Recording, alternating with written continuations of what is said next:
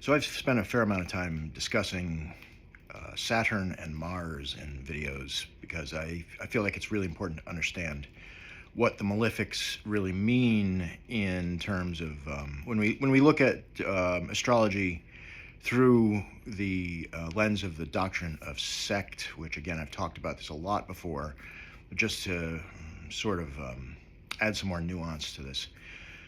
There's astrology divides the planets into two sects. You have the feminine planets, the night sect, which are the moon and Venus and Mars, and then you have a masculine sect, which is the day sect, whose planets are the sun and Zeus, Jupiter, and Saturn. And then we have Mercury sitting outside of that. And if you want to get into Mercury a lot, I will do some more videos on Mercury, but my book, Venus and Virgo, really gets into the relationship specifically between Mercury and Venus and how problematic that is and how that reveals who and what Mercury really is, really using this doctrine of sect as the basis. So another precept that I use that I don't talk about as much, but I talked about a lot more previously, was that the meanings of the planets all are based on their relationship with the great goddess, with Gaia herself, and how they either tend towards being her, which the night sect, the moon and Venus are much closer to what she is, and like that's again a bifurcated archetype, and I won't talk about that so much today. But what I do want to get into is this is the meaning of Jupiter Zeus, and my book does get into that a fair amount. The whole day sect, as I've said previously, is based upon Mars. Mars is in the night sect, but Mars is the force that allows there to be a masculine day sect. The sun will persist no matter what, but it's our internal Mars, this masculinizing force that really lifts us above a purely animalistic, primal way of being. Now, some people will argue to me that animals are better than humans, and animals are not corruptible in the way that we are, and that is very true, but you cannot deny this part of human nature, and we have this thing called civilization, which if we allow it to fall apart, we will be in big trouble. It's sort of like a juggernaut that's here, and it's our responsibility to maintain it. So without getting into that argument any further than that, let's talk about Jupiter/Zeus. Now, as I said, it's on Mars' back, basically. It's through martial individuation. It's this archetype within us that sees things that are conflicted in our environment, that might kill us, that are problematic. To recognizing those things both inside us and outside of us. And Mars will, when it's functioning properly, should be doing both these things. Finding conflicts, finding things that are potentially harmful to us, and addressing them appropriately, and not being afraid of conflict. And more equally important is understanding one's own self interest, one's own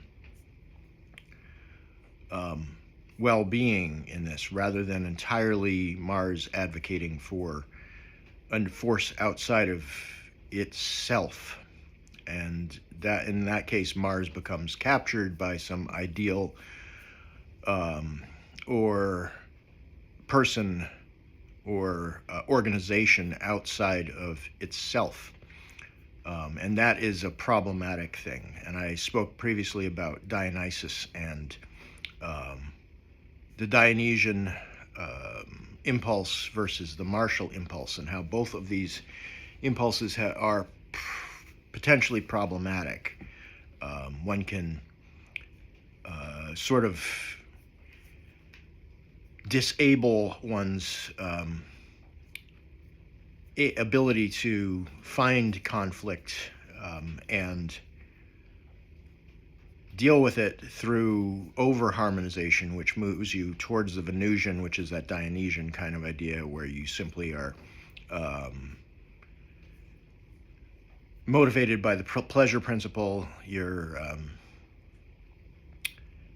really subject to this much more of a group think in that particular way.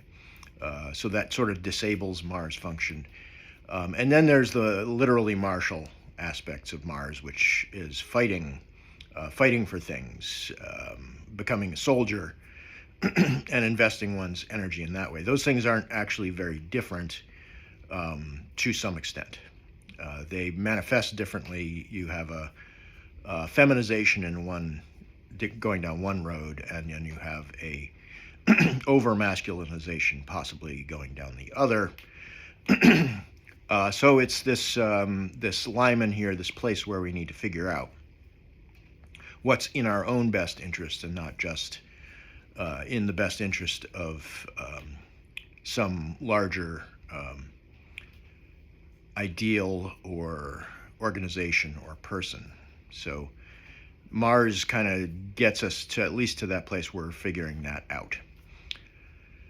Now, passing that along, then we have the day sect's planets, which, as I mentioned, are the Sun, and the Sun is kind of a non-archetype in some ways, because it really simply just casts its light and shows us what is as it is. The solar is, should be providing an example, like leadership, just casting a light as clearly as possible on things as they are. But that is, that in itself is like, so what really is? And that's it gets messy. That's everything is subject to interpretation, and as it enters as light enters the world that we know, it does not. There's not one interpretation of what's going on. There's, in fact, a set of dialectics that we enter into as we try to understand how things really are and how they really work. So moving to Zeus/Jupiter here, this is in this doctrine of sect, as I interpret it, the benefic planet, which is in this case Zeus, Jupiter, wants to stabilize the masculine sect, to create a world in which the masculine principles are elevated, they are stabilized, and they are expansive, because that is the essence of the masculine sect, is to expand and to create a world in which there is a positive relationship between the masculine and the feminine that is fertile, that creates fertility. So each of the archetypes has a role to play in terms of fertility and bringing us into this fertile relationship with the goddess, and the goddess bifurcates into a fertile side and an infertile. So it's the goddess who's pairing with this expansive, fertile deity, and this is where we get the relationship between the moon and Jupiter, Zeus, because the moon is our the great goddess, the fertile side of this. Venus is also about fertility, but in a slightly different way. So Zeus, Jupiter, is the fertile. It's, you know, because he's casting a seed everywhere. You've got the a whole mythology in which he's out messing around, seducing mortal women, having children all over the place, and getting in trouble for that with his wife. But this is part of this masculine sect, is to put one's ideas out into the world as far as and wide as possible. You know, it's a sexual metaphor for him, but the idea is on a more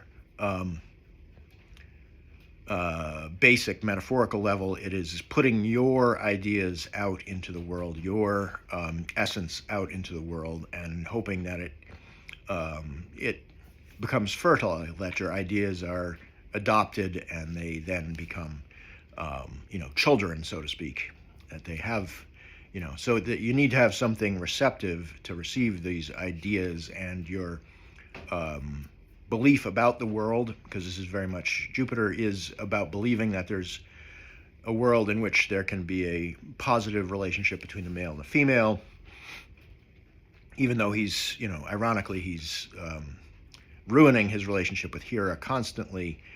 But that's, again, that's a metaphorical, you know, that needs to be seen both literally and metaphorically, as being like, you know, she kind of represents this, she kind of represents something more like Saturn in some ways, which is constriction. And there's a need for that. But it becomes, you know, a little bit, it's trying to create, you know, give us this point that it's, you know, this is an expansive, idealistic,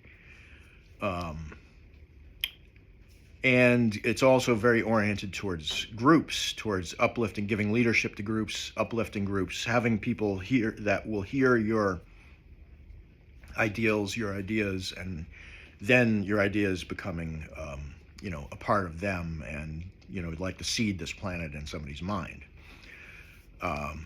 So this is why in astrology we have the house joy for Jupiter being the 11th house, which is gives him a the 11th house is people of like mind, colleagues, those who would be receptive to your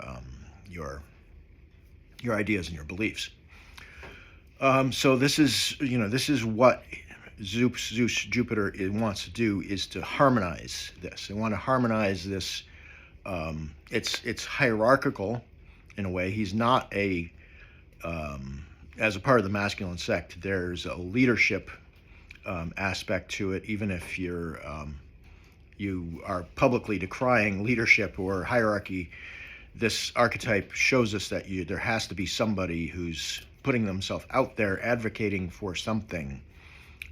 That the herd mind doesn't do that particularly. It just is an echo chamber in which it will take the good or the bad, depending upon what hits them emotionally and how they react to it.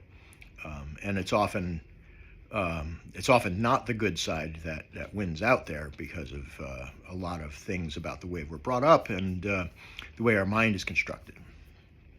That is to say that there's you can have a negative Jupiterian influence. I mean, if you're out there advocating things that are really not good for people, then you're still in this Jupiter archetype in which you're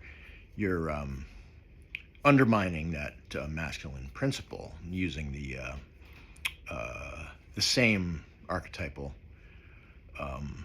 force. So the fact that Jupiter is so closely aligned with the feminine, we see that in the astrological principle that the moon is always protected in Sagittarius or in Pisces, and conversely, that Jupiter himself is exalted in the sign of Cancer, the moon's rule. There's an intensely close relationship to the feminine energy with this.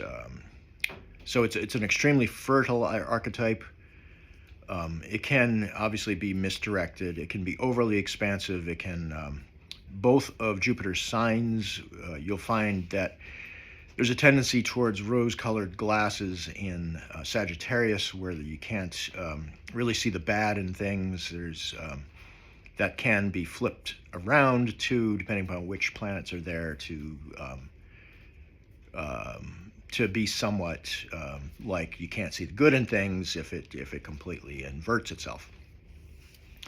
And Pisces, there's this because it's a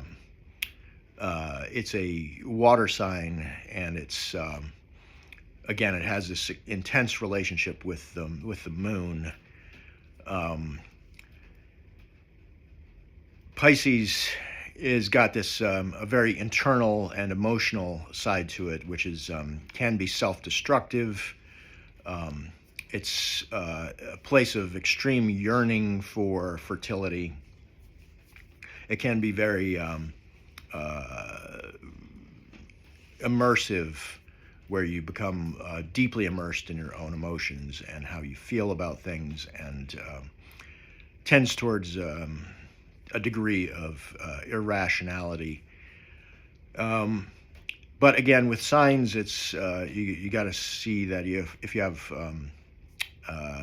planets there, it sort of is like swimming in a certain sea, so they may be required to develop the skills to deal with the territory in which they're placed. So this is where you get a positive effect from a planet that's placed badly, is that you can, it's sort of like, if you throw somebody in the water,